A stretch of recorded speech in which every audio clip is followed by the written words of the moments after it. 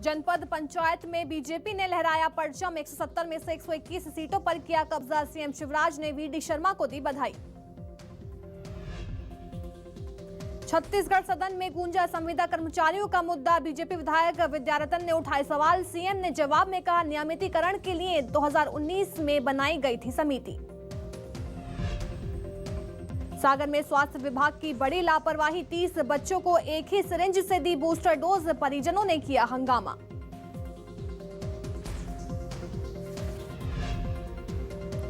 छत्तीसगढ़ में कर्मचारी अधिकारी फेडरेशन की हड़ताल। वेतन भत्ते की मांग को लेकर आंदोलन। सरकारी दफ्तरों में कामकाज रहा ठप।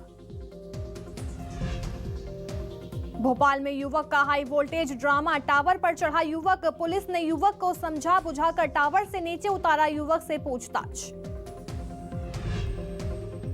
नेशनल हेराल्ड केस में सोनिया गांधी से 3 घंटे की पूछताछ। विरोध में कांग्रेस ने किया देशव्यापी प्रदर्शन। बीजेपी बोली, जांच से डर क्यों। छत्तीसगढ़ में आज धूमधाम से मनाया जाएगा हरेली तिहार। सीएम गौमूत्र खरीदी का करेंगे शुभारंभ। न्यूज 24 मध्य प्रदेश छत्तीसगढ़ के मंच पर किसानों को करेंगे सम्मानित। तीसरे वनडे में भारत ने वेस्ट इंडीज को 119 रनों की दी करारी शिकस्त। 3-0 से सीरीज को किया अपने नाम। प्लेयर ऑफ द सीरीज बने शुभमन गिल।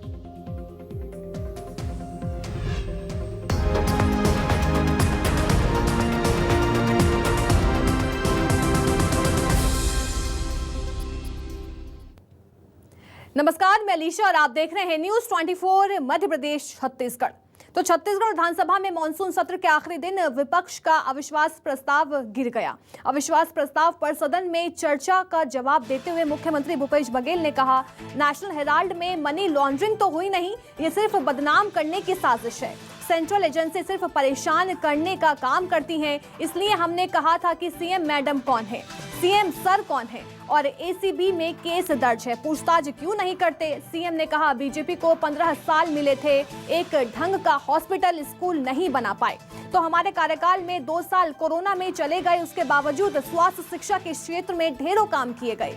तो वहीं सदन में नेता प्रतिपक्ष धर्मलाल कौशिक ने कहा, लगातार बिगड़ती कानून व्यवस्था, युवाओं की उपेक्षा, शराब की वजह से बनी स्थिति किसी से छिपी नहीं है। ऐसा एक विभाग नहीं है जहां भ्रष्टाचार नहीं है, तो हर जगह भ्रष्टाचार का आलम छाया हुआ है। तो सरकार के मंत्री का यही विश्वास जब नहीं है तो जनता का विश्वास कैसे होगा। सरकार के भीतर ही अंतर्द्वंद की स्थिति लगातार बनी है।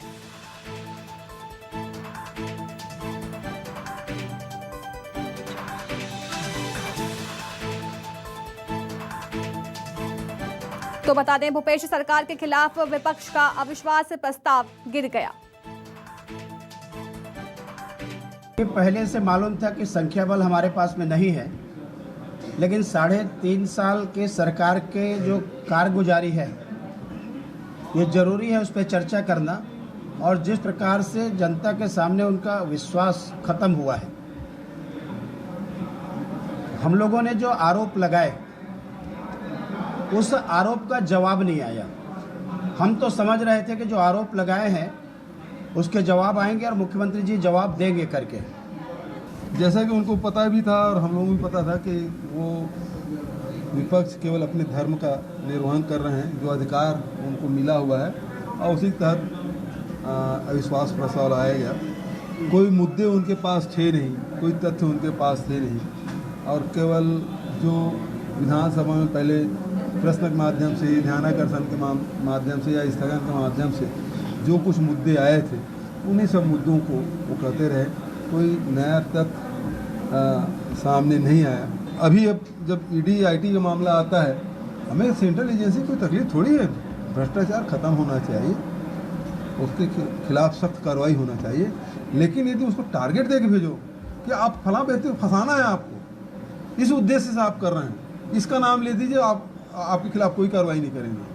तो जब आपका इंटरेस्ट मेलाफाइड इंटरेस्ट है, आपका उद्देश्य ही दूषित है, गलत उद्देश्य से आप कार्रवाई करेंगे तो निश्चित रूप से आलोचना होगी। और अभी जिस प्रकार से ईडी के द्वारा सोनिया जी, राहुल जी के खिलाफ कार्रवाई की जा रही है, सारे तथ्य पेपर में हैं, सारे तथ्य आपके पास हैं, फिर पूछ क्या रहे हैं। मेरी सहयोगी नेहा केशरवानी रायपुर से हमारे साथ जुड़ गई है। नेहा, कल विधानसभा के मॉनसून सत्र का आखिरी दिन था और विपक्ष का अविश्वास प्रस्ताव भी गिर गया। कैसा कुछ सदन में किस मुद्दों को लेकर चर्चा की गई? जी बिल्कुल, विधानसभा आखिरी दिन जो है अविश्वास प्रस्ताव के गिरे जाने से ये विधानसभा सत्र का जो है आखिरी दिन हुआ है। उसके अलावा आपको बता दें कि कल आखिरी दिन जो है दोपहर 12 बजे ही 84 बिंदुओं पर अविश्वास प्रस्ताव विपक्ष ने रखा था, जिस पर दोपहर 12 बजे से ही चर्चा शुरू हो गई थी और रात के 1 बजे तक ये चर्चा चली, जिसके बाद से अविश्वास प्रस्ताव जो है विपक्ष द्वारा जो लाया गया था वो गिर चुका है। आपको बता दें कि 13 घंटे जो है यहाँ पर पक्ष और विपक्ष दोनों में ही जो है काफ़ी हंगामे देखे गए थे। दोनों ही पक्ष के यदि हम व्यवहार की बात करें तो दोनों के व्यवहार से भी जो है विधानसभा अध्यक्ष चरणदास महंत की भी जो नाराज़गी है वो भी देखी जा रही थी। तो इस तरीके से अविश्वास प्रस्ताव गिरा जाना है। ये भी बताया, सत्ता पक्ष का कहना है कि विपक्ष ने बहुत अविश्वास प्रस्ताव में बहुत से छोटे मोटे मुद्दों को गिनाया था, जिसका मुख्यमंत्री भूपेश बघेल ने अंत में सरासर जवाब भी दिया। जो है गोबर खरीदी को लेकर जो है सरकार को घेरा गया था। वहीं पर छोटे छोटे मुद्दे हैं जो संगठन चुनाव के मुद्दे वहां पर लाए गए थे।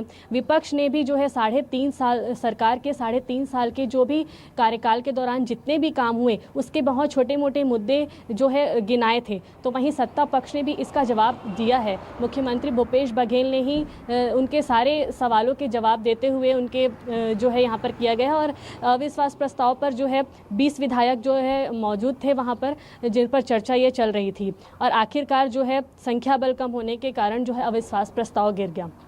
तो नेहा, हमने देखा कि किस तरह से सीएम भूपेश बघेल जो हैं धर्मलाल कौशिक पर हमलावर थे, खासकर सरकारी एजेंसियों को लेकर उन्हें हमला किया। जी बिल्कुल, सरकारी एजेंसियों को लेकर नेता प्रतिपक्ष धर्मलाल कौशिक ने हमला किया। मुख्यमंत्री भूपेश बघेल ने भी इसका जो है सिलसिलेवार जवाब दिया था। विपक्ष की तरफ से ये लगातार देखा जा रहा था कि बहुत छोटे मोटे मुद्दे और जो है ख़ास तौर से राजधानी में और प्रदेश भर में कानूनी व्यवस्था को लेकर भी सरकार पर जो है सवाल जो है दागे गए थे, लेकिन मुख्यमंत्री भूपेश बघेल ने भी जो है उसका सिलसिलेवार जवाब दिया। वहीं यदि हम बात करते हैं, एक जो बहुत मुद्दा था कर्ज माफ़ी को कर भी एक मुद्दा था, तो सरकार ने भी इसके जवाब में कहा है कि हाँ मैं कर्जदार हूं, क्योंकि मैंने इसका उन्होंने कर्ज का हिसाब भी दिया कि कैसे उन्होंने किसानों के योजनाओं के लिए, जो किसान न्याय योजनाएं हैं उनकी राशि वितरित करने के लिए उन्होंने जो है कर्ज लिया था। तो इस तरीके से कल जो है पूरे सदन में हंगामेदार भी रहे और वार विवाद भी होता रहा। जी बिल्कुल नेहा, हमारे साथ बने रहिए, आगे भी आपसे खबरों पर लगातार अपडेट हम लेते रहेंगे। तो छत्तीसगढ़ विधानसभा में प्रश्नकाल में अनियमित और संविदा कर्मचारियों के नियमितीकरण के मामले की गूंज सुनाई दी। बीजेपी विधायक विद्यारतन भसीन के सवाल के जवाब में मुख्यमंत्री भूपेश बघेल ने कहा कि नियमितीकरण के लिए दिसंबर 2019 में अधिकारियों की एक समिति बनाई गई थी और विभागों, मंडलों, आयोगों और प्राधिकरणों के अनियमित कर्मचारियों की जानकारी मंगाई गई है और कई विभागों से जानकारी मिल चुकी है, जबकि कुछ विभागों में जानकारी जुटाई जा रही है। सीएम ने कहा कि 2019 में महा अधिवक्ता से इस पर अभिमत भी मांगा गया था, तो अब तक नहीं मिला है। बीजेपी विधायक के सवाल के जवाब में सीएम ने कहा कि कोरोना की वजह से ये प्रक्रिया पूरी करने में दिक्कत हुई है, लेकिन जल्दी ही इस काम को पूरा किया जाएगा। तो वहीं इस दौरान सीएम के जवाब से विपक्षी सदस्य भड़क गए और नेता प्रतिपक्ष धर्मलाल कौशिक ने कहा ये कैसे हो सकता है कि 2-3 साल में महाधिवक्ता कार्यालय से अभिमत तक नहीं आया है। तो वहीं बीजेपी विधायक शिवरतन शर्मा ने सरकार पर सदन को गुमराह करने का आरोप लगाया, जबकि विधायक सौरभ सिंह ने कहा सुप्रीम कोर्ट का 2006 का एक निर्णय है जिसके तहत नियमितीकरण हो ही नहीं सकती, तो सरकार लोगों को गुमराह कर रही है। तो मुख्यमंत्री भूपेश बघेल ने कहा आप देखते रहिए, अभिमत भी आएगा और नियमितीकरण भी होगी।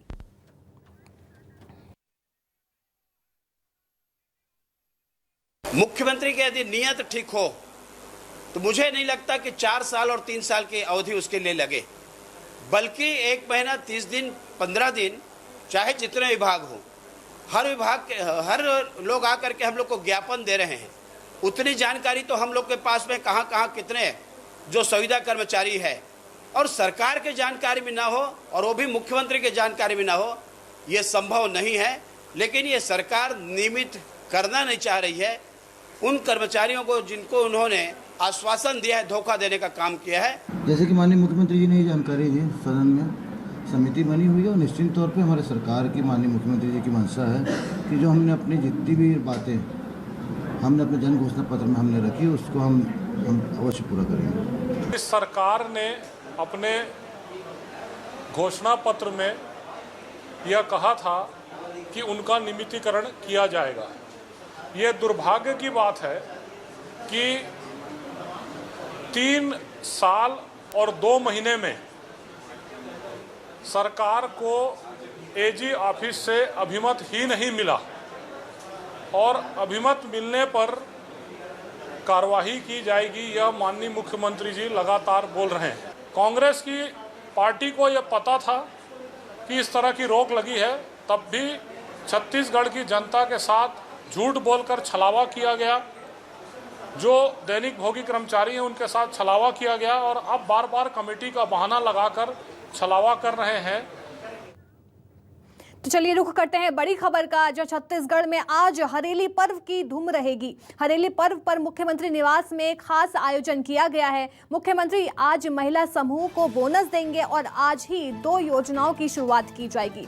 गौमूत्र की खरीदी और महतारी न्याय रथ की शुरुआत होगी। तो बता दें, आज पूरे छत्तीसगढ़ में हरेली पर्व की धूम नजर आने वाली है। मुख्यमंत्री आज महिला समूह को बोनस देंगे, साथ ही साथ आज से 2 योजनाओं की शुरुआत की जाएगी। गौमूत्र की खरीदी और महतारी न्याय रथ की शुरुआत भी होगी। तो ये बड़ी खबर है, आपको बता रहे हैं, जो छत्तीसगढ़ में हरेली पर्व की आज धूम दिखाई देगी। हरेली पर्व पर मुख्यमंत्री निवास में खास आयोजन किया गया है। तो बता दें कि मुख्यमंत्री आज महिला समूह को बोनस देते हुए नजर आएंगे। तो गौमूत्र की खरीदी और महतारी न्याय रथ योजना की शुरुआत भी आज की जाएगी।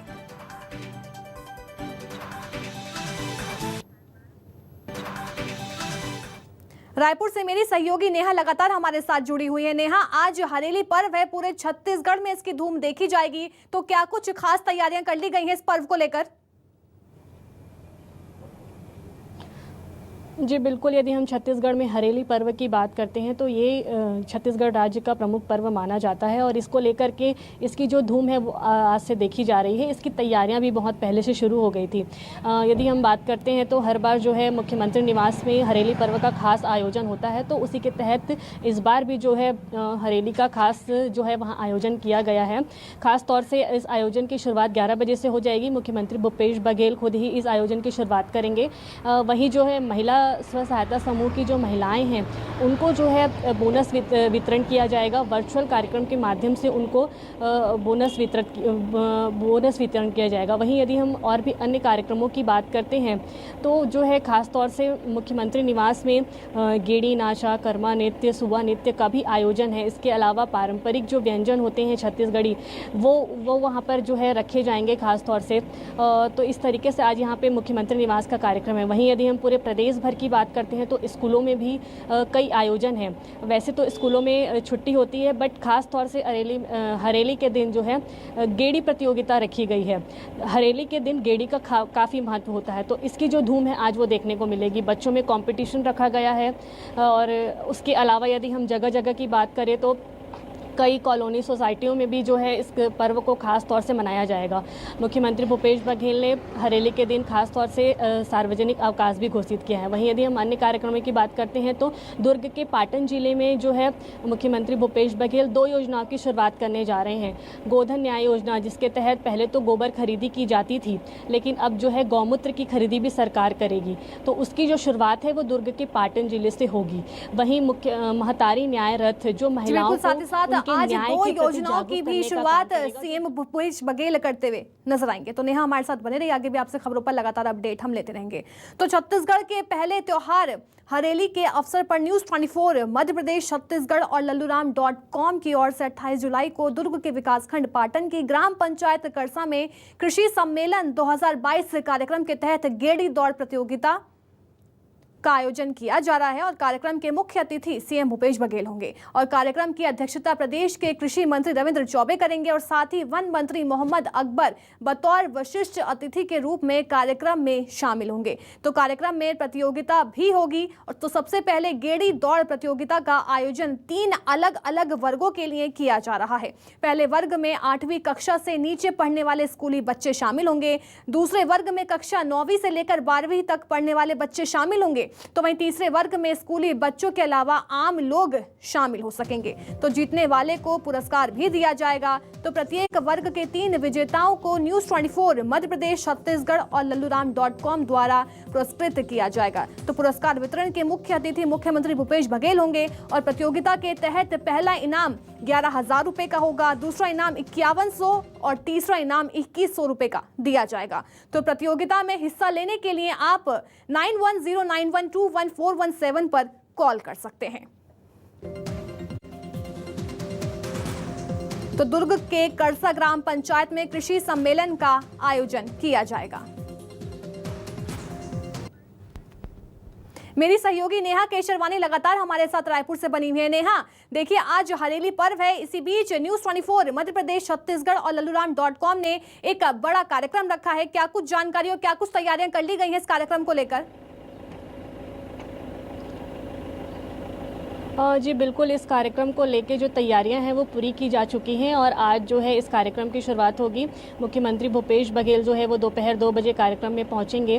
वहीं आपको बता दें कि ये कृषि सम्मेलन के रूप में इस कार्यक्रम को मनाया जाना है और वहीं पर गेड़ी प्रतियोगिता भी होगी, जिसको लेकर के वहाँ पर लोगों ने बढ़ चढ़ कर हिस्सा भी लिया है। और ये भी बता दें कि ख़ास तौर से इसमें जो है किसानों के मुद्दों पर जो है चर्चा की जाएगी। यदि हम बात करते हैं तो देखा जाए तो छत्तीसगढ़ में अब तक जो है सरकार ने किसानों के लिए जो भी योजनाएं लाई हैं उनको किस तरीके से, उस पर जो है यहाँ पर चर्चा होगी।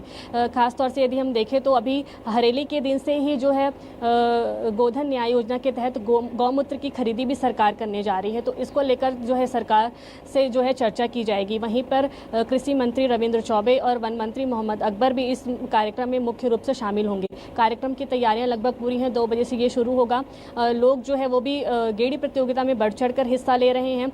वहीं यदि हम बात करते हैं तो जो प्रतियोगी जो भी इस प्रतियोगिता में हिस्सा ले रहा है उसे पुरस्कार भी दिया जाना है, तो उसके लिए भी जो है लोगों में उत्साह काफ़ी देखा जा रहा है। और ख़ास तौर से छत्तीसगढ़ी व्यंजनों का भी जो वहाँ पर है वो सब देखने को मिलेगा। तो इस तरीके से आज छत्तीसगढ़ की संस्कृति खास तौर से हरेली के दिन इस कार्यक्रम में देखी जाएगी। न्यूज़ 24 मध्य प्रदेश, छत्तीसगढ़ और लल्लूराम.com की ये पहल है और इस तरीके से आज ये कार्यक्रम होगा। जी बिल्कुल, इस पूरे कार्यक्रम में किसानों को सम्मानित किया जाएगा। बहुत बहुत शुक्रिया नेहा हमें तमाम जानकारी देने के लिए। खबर बलौदा बाजार से है, जहां उफनते नाले के तेज बहाव में युवक बह गया। रेस्क्यू टीम लगातार युवक की तलाश कर रही है और सरसीवा थाना क्षेत्र के धनगांव की पूरी घटना बताई जा रही है, जहां लगातार भारी बारिश के चलते नदी नाले उफान पर हैं। इसी बीच एक युवक पानी के बहाव के साथ बहता हुआ नजर आया। हालांकि रेस्क्यू टीम युवक की तलाश में जुटी हुई है और सरसीवा थाना क्षेत्र के धनगांव की पूरी घटना बताई जा रही है। तो उफनते नाले के तेज बहाव में युवक बह गया। हालांकि जो रेस्क्यू टीम है वो युवक की तलाश में जुटी हुई है। सरसीवा थाना क्षेत्र के धनगांव की पूरी घटना ये बताई जा रही है। ये खबर बलौदा बाजार से है। देखिए किस तरह से जो नदी नाले हैं वो उफान पर हैं। लगातार तेज बारिश के चलते एक युवक पानी के तेज बहाव के साथ बह गया।